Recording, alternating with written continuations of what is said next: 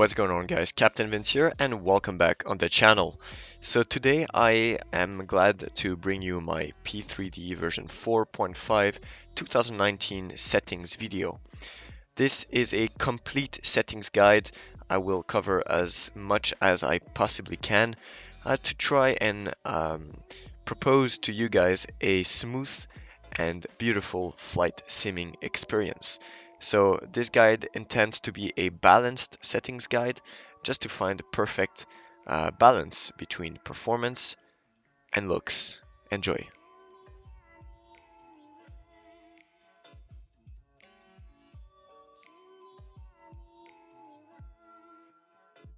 Alright guys, so without further ado, let's start with the P3D settings themselves. So here is my display settings. As you can see, FXAA is turned off. I recommend using 8 times MSAA with 16 times texture filtering. And for the texture resolution, I'm using 2048 by 2048 since I'm on a 2K screen. I don't think a 4K resolution is needed. And then VSync on. If you want to know why, just look at my previous video. And of course, the target frame rate to unlimited. World options. I think this is the most crucial part that affect the performance the most. So level of detail radius to ultra. Tessellation factor to ultra. This will enable P3D to use your graphics card to its maximum. So if you have a good graphics card, make sure to put that setting on ultra. It's gonna alleviate a bit of the load on the CPU. Mesh resolution, I put mine on 5 meters. You can try 2 meters as well. Texture resolution to 15 centimeters. Then scenery objects. This impacts your performance a lot. So I recommend scenery complexity to be at very dense, then autogen and scenery draw distance. I run mine at medium. You may think this is low, but I think this is quite enough. This is a big performance hit, and anything higher than medium or high is way too much. And when you're up in the air, I don't think you need that much autogen, and when you're on the ground, you have the airport to look at. Then the vegetation density, very dense. Trees don't really have such a big hit on FPS, especially Orbex trees, which I do recommend a lot. Make sure to have building density on dense or medium.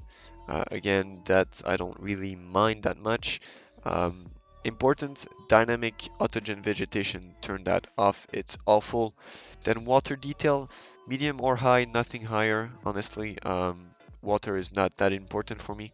Special effects, detail and distance, put that to high. It doesn't impact your FPS at all, and it's needed for a few add-ons that utilize this function.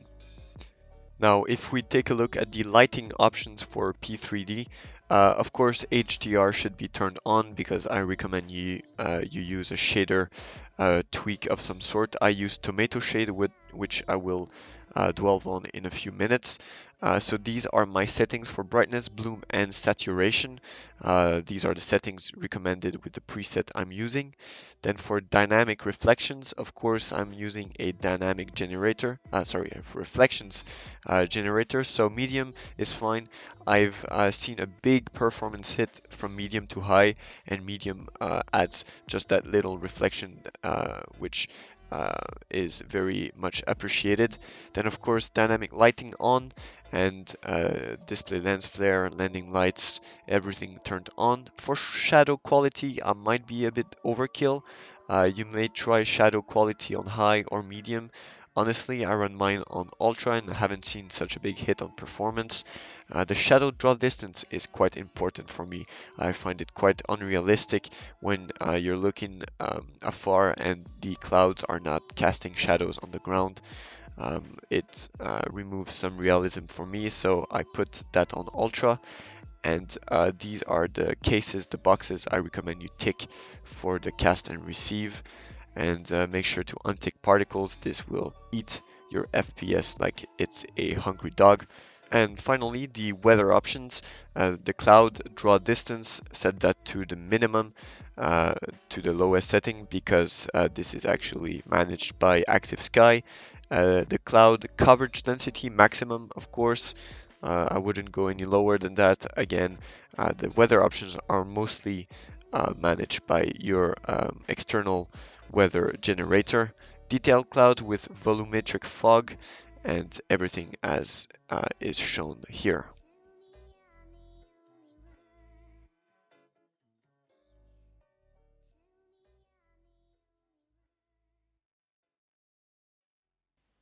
Alright guys, so now let's take a look at the FTX global vector settings. These are the settings I recommend. Again, if you fly a lot in VFR, you might want to tick more boxes, but I'm mainly a IFR guy, so these are fine for me. I like to keep the railways on, that's just me. They just add a bit to my sim experience, but you can take that off as well. Don't take the frozen surface, it looks ugly. And for various features, I do like to keep the beaches, the parks, and the power lines when I fly VFR. Other than that, the golf courses and the wetlands are not necessary in my opinion.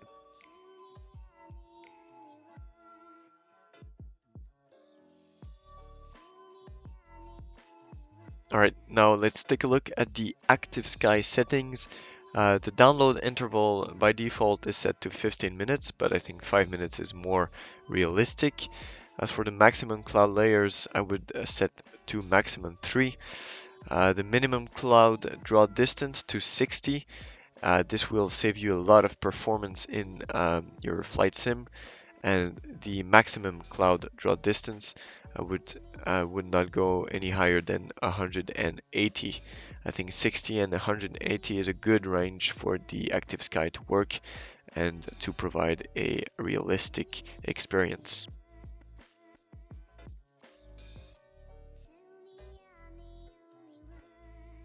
Alright, so my texture generator for P3D is Envtex.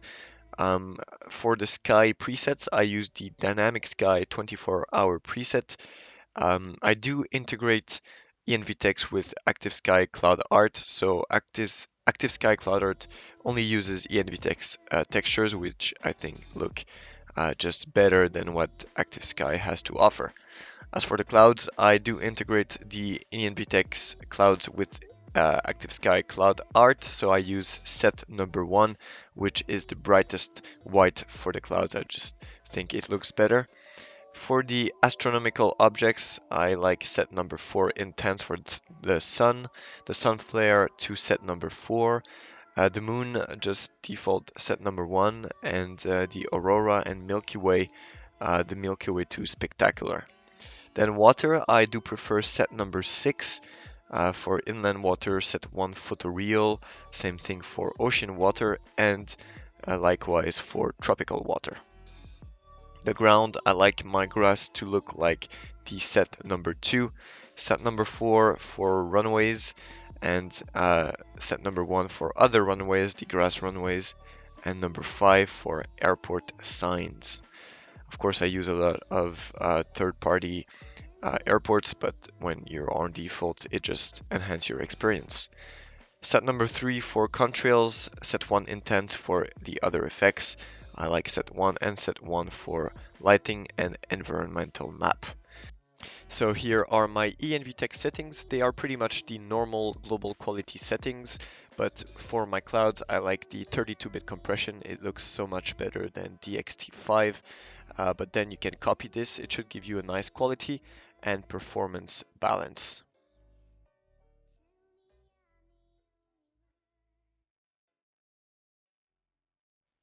So one crucial tweak I recommend you do in your NVIDIA control panel is to go to the prepared profile and change the power management mode to prefer maximum performance. Mine is in French, but prefer maximum performance in your power management mode in the NVIDIA control panel, of course, if you have a NVIDIA graphics card.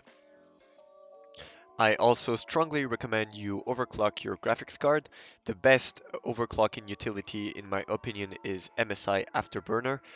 You can also use the OC scan feature, which enables the software to find the perfect frequency for your graphics card that is both stable and higher than the normal base clock. Shaders are always the big question in P3D. Nowadays I'm using Tomato Shade with the RD preset profile. I was using ENV Shade, it's wonderful as well, but I'm just giving Tomato Shade a try. I'm also using their reflection profiles for many of my aircraft, and I just think my flight sim looks wonderful with the reflections and their Tomato Shade profile. Of course, the dynamic reflections take a bit of a hit on performance, but it's definitely worth it with the final result. I do strongly recommend you overclock your CPU as well. Make sure you have a good CPU cooler, and you should achieve higher clock than the base clock. My i7-9700K is currently running at 5 GHz. I might try to up that a little, but it's very stable. There are many tutorials on YouTube and on many websites as to how to overclock a CPU. You should do it through the BIOS and make sure you play with the voltages as well, so you get stable performance without overheating your precious piece of hardware.